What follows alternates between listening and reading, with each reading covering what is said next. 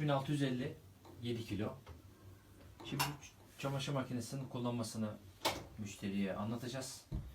Kapı kilidinin ışığı, ekran geldi. Herhangi bir programı ayarlıyoruz. Mesela yoğun. Başlat bekle de bastık. Işık sönecek.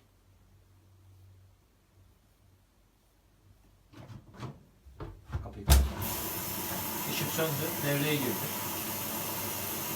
Suyu alıyor. Şu an problem yok. Programı bitirmek istedik. Durduruyoruz.